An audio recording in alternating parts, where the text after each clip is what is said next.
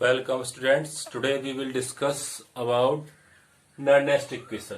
तो we are discussing about electrochemistry. इससे last lecture में हमने क्या निकाला था? इलेक्ट्रोमोटिव फोर्स हम निकालते हैं स्टैंडर्ड फॉर्म में. अब यदि हमारे पास ईएमएफ निकालना है एट एनी कंसेंट्रेशन तो हम यूज करते हैं non-nest इक्वेशन का. किसका यूज करते हैं? non-nest का. इसका मतलब क्या होता है? To calculate the EMF at any concentration with respect to SHE standard hydrogen electrode. तो इसकी हेल्प से हम क्या निकालते हैं? किसी भी सिंगल इलेक्ट्रोड का इलेक्ट्रोड पोटेंशियल. अब लेट हमारे पास कोई एग्जांपल है कि M plus N equal to हमारे पास क्या बनता है? M solid. तो it means electrons will be gains to form solid form. So we have to add n electrons. So we will get M solid. Means metals हमें कहाँ मिलेगी? solid form में. Now what is the non-nest equation? तो non-nest equation क्या होती है हमारे पास? जब भी हम निकालें किसी का EMF E M N, ठीक है, ओब्लिक M. तो ये क्या डिपेंड कर रहा है? इसकी फेस बाउंड्री इक्वल टू क्या हो जाएगा हमारे पास? E standard of this metal same condition, but यहाँ पे क्या होती है? स्टैंडर्ड कंडीशन में. और ये ठीक है.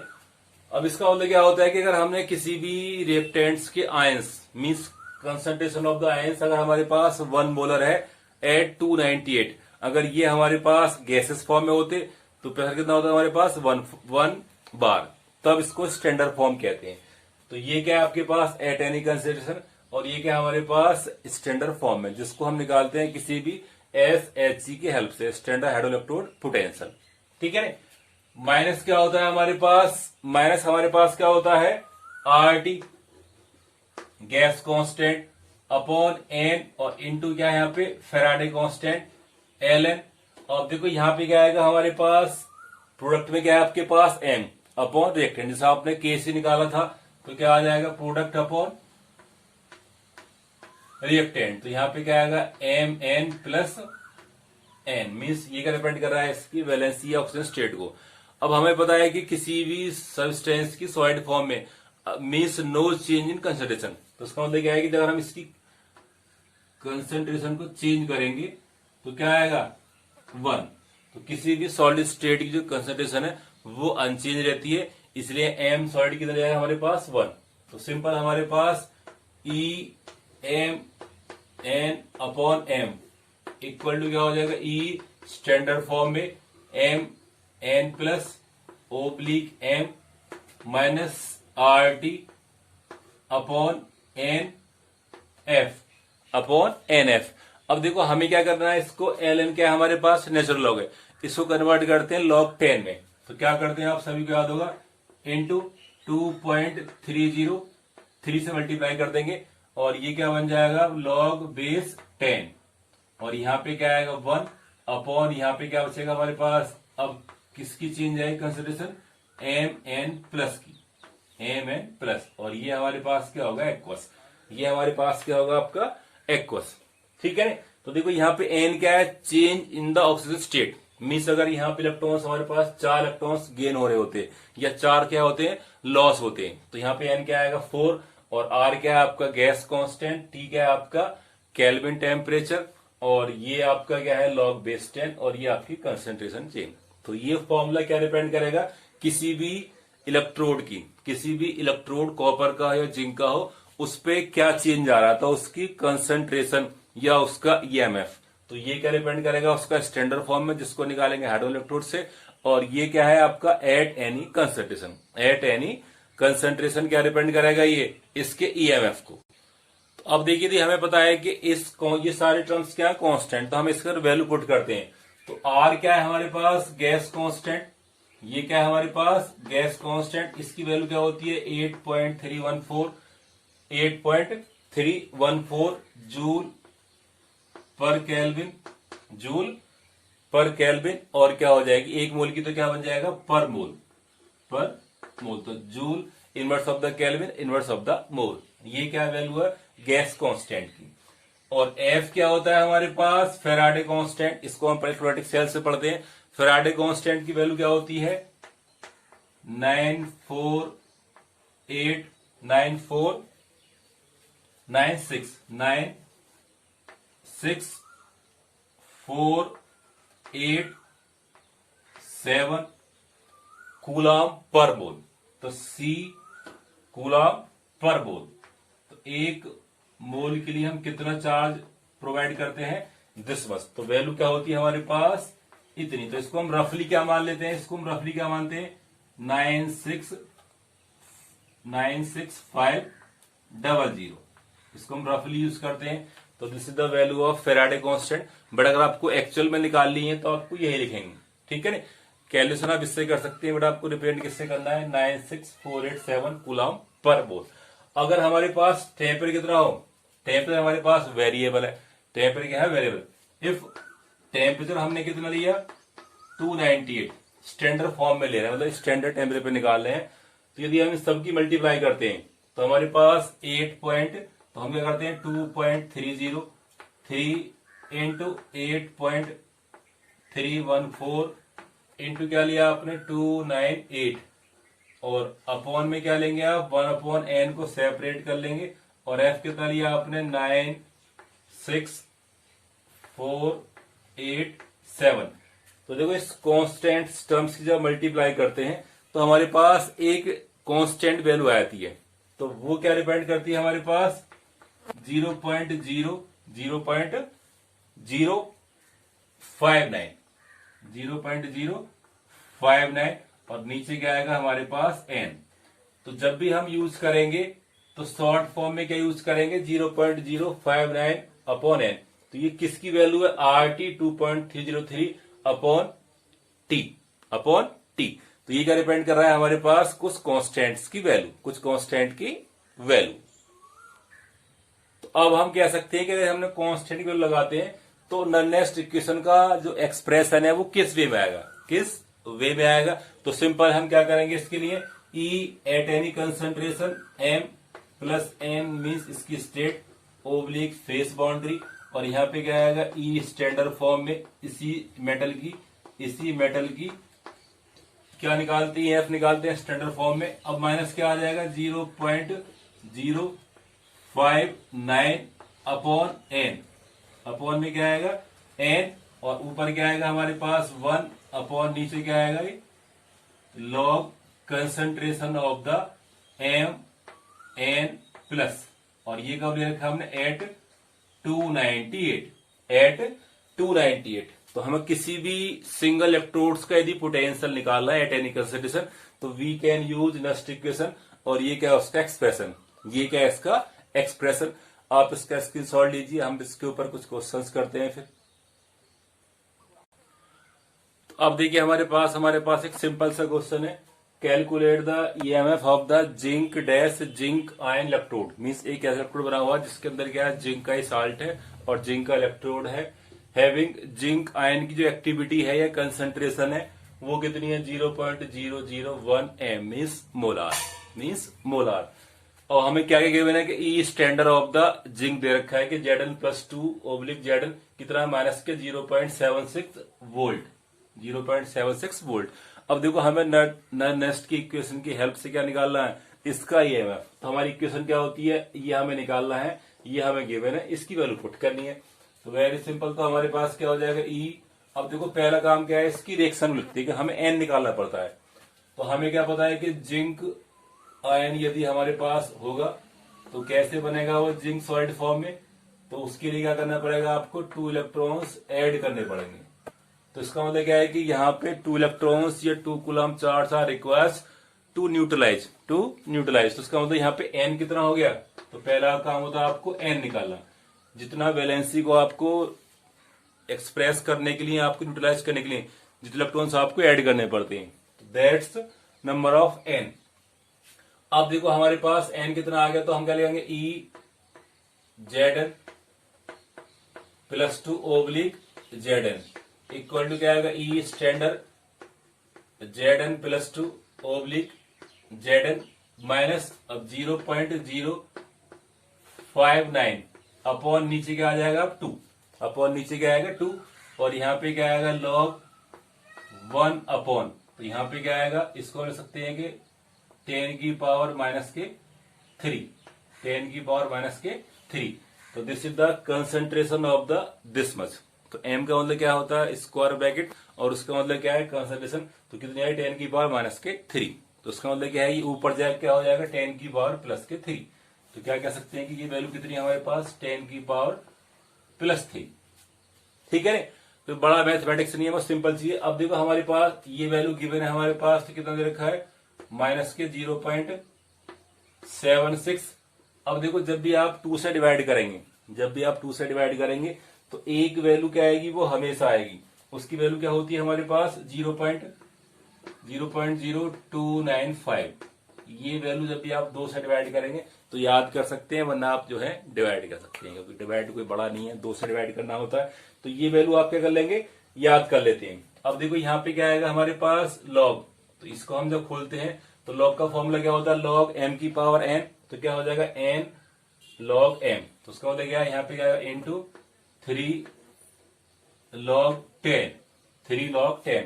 अब हमें पता है कि log 10 की जो वैल्यू होती है वो क्या होती है 1 होती है, log 10 की वैल्यू क्या होती है 1। तो इसका मतलब क्या है कि इस पूरे टर्म्स की वैल्यू कितनी आ गई 3 आ गई, इंटू क्या आ गया हमारे पास में ये 3।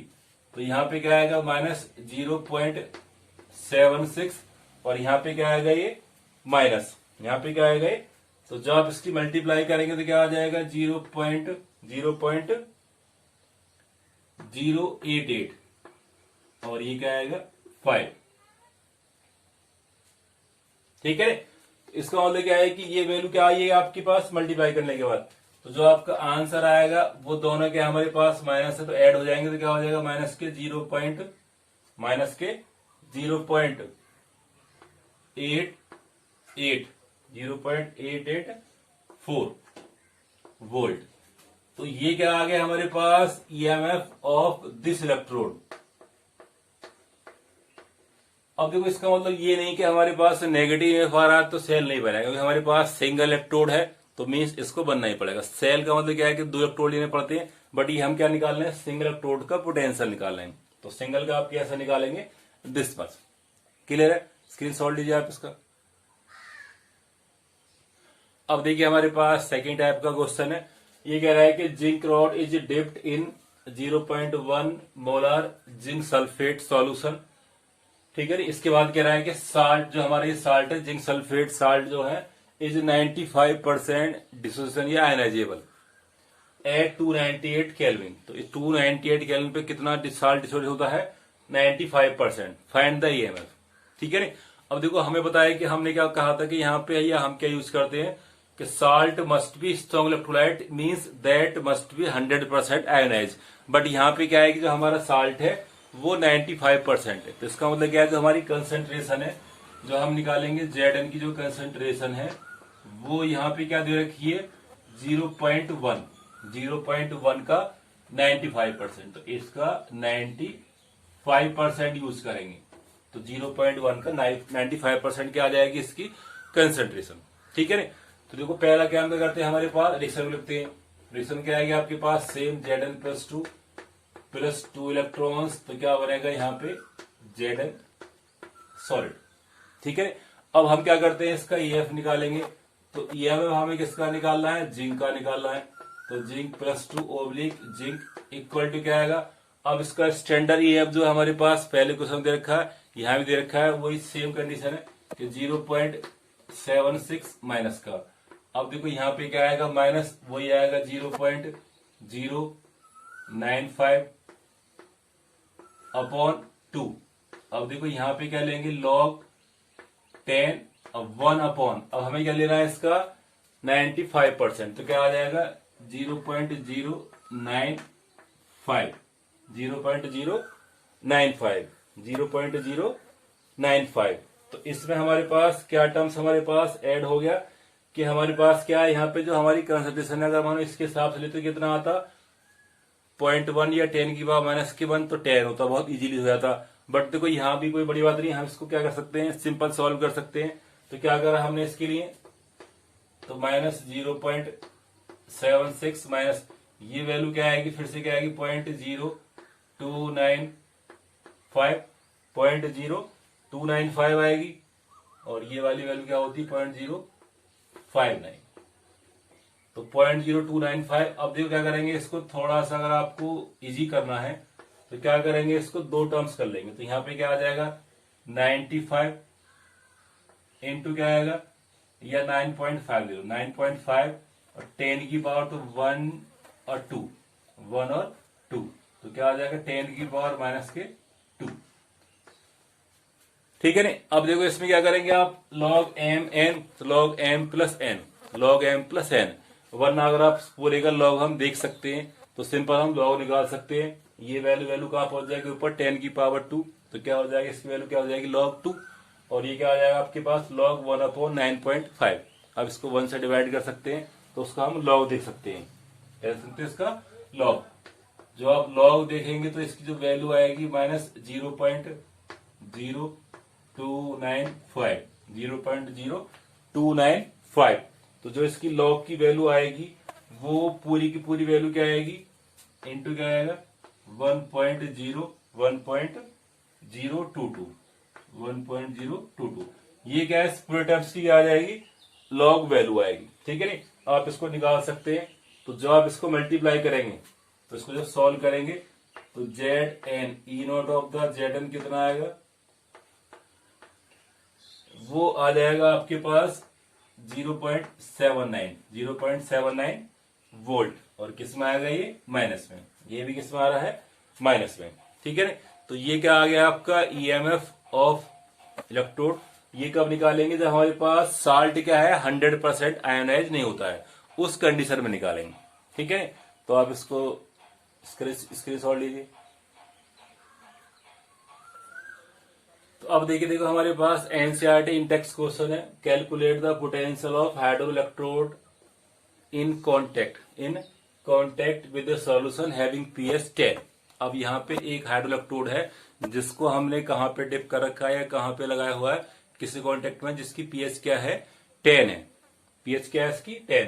अब देखो हमें पता है कि standard EMF of the hydro electrode कितना होता है, 0 होता है। तो ये आईयूपीएसी बॉडी क्या है, हमने इसको रेफरेंस माना हुआ है, तो इसकी वैल्यू क्या मानते हैं हम 0 मानते हैं। अब देखो हमें देखना है कि अगर यहाँ पे पीएच दे रखा है तो इसका क्या मतलब है। अगर हमें पीएच दे रखा है तो अगर आपने क्लास 11th क्वेश्चन निकाले हो, अगर हमारे पास कोई HCl सॉल्यूशन है और वो क्या है आपका स्ट्रांगली आयोडाइज होता है, तो उसमें क्या बनते हैं H प्लस और Cl माइनस, H प्लस और Cl माइनस। तो अगर हम कह रहे हैं कि यहाँ पे आप इसका जो सॉल्यूशन है 1.0 10 की पावर माइनस के 8 मोलार कंसंट्रेशन है, तो इसका मतलब क्या है कि जितना ये है उतने ही क्या बन जाएंगे, ये बनेगा। तो हाइड्रोजन में कितना आ जाएगा 1.0 इंटू 10 की पावर माइनस के 8 मोलार। और जब आप पीएच निकालते थे तो पीएच कैसे निकालते थे, तो पीएच का फॉर्मूला क्या होता है माइनस लॉग और हाइड्रोजन आयन की कंसंट्रेशन। ठीक है नहीं। अब देखो हम जब भी हाइड्रोजन आयन कैसे निकालते हैं HCl को यूज नहीं करते, बट हमें पता है कि स्ट्रॉन्ग इलेक्ट्रोलाइट है, तो क्या करेंगे HCl की जो वैल्यू है वही वैल्यू क्या हो जाएगी इक्वल टू हाइड्रोजन कंसंट्रेशन। तो जो इसकी पीएच आएगी वो आपको पता है कि पीएच कितनी आएगी हमारे पास 8, पीएच कितनी आएगी 8, सिंपल कर सकते हैं log m की पावर है, तो माइनस 8 इंटू 8 क्या हो जाएगा प्लस 8 इंटू log 10 मतलब 1। तो सेम देखो यहाँ पे दे रखा है, अगर हमारे पास पीएच क्या है 10 है, पीएच क्या है 10 है, अगर हमारे पास पीएच क्या दे रखी है 10 दे रखी है, तो इसका मतलब क्या है, तो यहाँ पे कंसंट्रेशन है। अगर हम कह रहे हैं कि पीएच क्या है हमारे पास 10 है, तो इसका मतलब क्या है जो हाइड्रोजन कंसंट्रेशन है वो क्या हो जाएगी, जब इसको सॉल्व करेंगे तो सिंपल क्या सकता है कि 1.0 10 की पावर माइनस 10 की पावर माइनस 10 मोलार। तो पहला काम हमें दे रखा है कि जो इसकी कंसंट्रेशन इंडायरेक्टली आपको दे रखी है 10 की पावर माइनस के 10 मोलार है। ठीक है नहीं। अब हमें क्या निकालना है इसका स्टैंडर्ड इलेक्ट्रोड पोटेंशियल। तो हम क्या करते हैं कि हमारे पास क्या बनेगा, तो H प्लस से क्या बनेगा, हमें H2 बनाना है। तो H2 क्या करेंगे, इसको हाफ करेंगे, तो क्या करेंगे यहाँ पे एक इलेक्ट्रॉन क्या करेंगे आप ऐड करेंगे। इसका फायदा क्या हुआ, इससे क्या आ जाएगा हमारे पास जो N आएगा वो कितना आ जाएगा 1। तो N कितना आएगा हमारे पास 1। अब हमें क्या निकालना है standard EMF of the hydrogen. EMF निकालना है, स्टैंडर्ड हमें क्या होता है, गिवन होता है 0 होता है। तो क्या लिखेंगे, ईएमएफ ऑफ द हाइड्रोइलेक्ट्रोड तो हाफ S2, तो यहाँ पे क्या आएगा E not H plus oblique half S2 और माइनस 0.059 अपॉन 1 वेरी सिंपल। और यहाँ पे क्या आ जाएगा लॉग, अब देखो इसको आप यूज करेंगे तो क्या आएगा यहाँ पे, तो लॉग 1 अपॉन 1.0 10 की पावर माइनस के 10 10। तो ये कहाँ जाएगा, ऊपर जाएगा 10 की पावर प्लस 10 और ये क्या बन जाएगा माइनस 10 को जब यहाँ पे लेके आएंगे तो क्या बन जाएगा ये माइनस के 10। तो क्या करेंगे सिंपल, इसकी वैल्यू क्या होती है, 0 होती है, माइनस 0.059 इंटू मल्टीप्लाई किससे करेंगे आप 10 की, तो माइनस माइनस क्या हो जाएगा प्लस, तो 0. तो यहाँ पे क्या हो जाएगा 0 माइनस 0.59 तो ई स्टैंडर्ड हमारे पास क्या अभी क्या वैल्यू हो जाएगी प्लस की, माइनस माइनस क्या होगी प्लस की। तो जो हमारा ईएमएफ जो आ गया हाइड्रोइलेक्ट्रोड कितना आ गया, वो आ गया 0.59 वोल्ट। कब आया है, जब इसको कहां पे रखा गया, in the contact of such solution having pH 10। अगर हमारे पास पीएच 10 नहीं होती तो वैल्यू क्या आती, डिफरेंट आती, डिफरेंट। सिंपल है, कोई बड़ी बात नहीं है। अब देखिए हमारे पास एक क्वेश्चन हम क्या ले रहे हैं कि पार्शियल प्रेशर का। तो क्वेश्चन क्या दे रखा है हमारे पास, कैलकुलेट द ईएमएफ या standard potential of the chloride chlorine ions Cl2/Cl electrode when PCl2 partial pressure of the chlorine gas कितना है 10 atm है, एंड जो कंसंट्रेशन है वो Cl की वो कितनी है 1.0 10 की पावर माइनस के 3 m इस मोलार है। और हमें क्या दे रखा है कि जो स्टैंडर्ड ईएमएफ है Cl2/Cl वो कितना है 1.36 वोल्ट, पॉजिटिव वैल्यू। सिंपल है।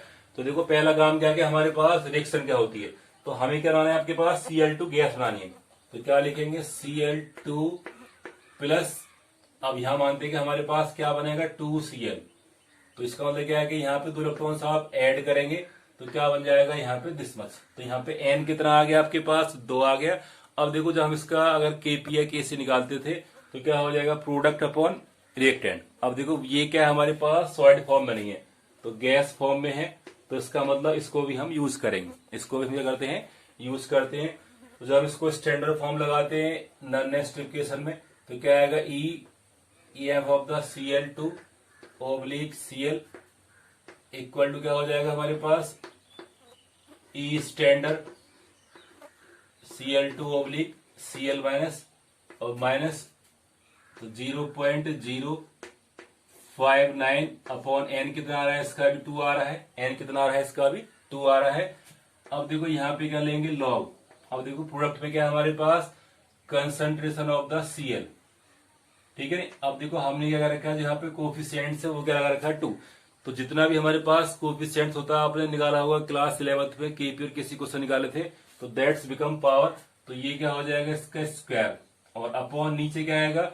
अब देखो नीचे जो आएगी इसकी कंसंट्रेशन नहीं है तो यहाँ पे क्या आएगा partial pressure of the Cl2, partial pressure of the Cl2।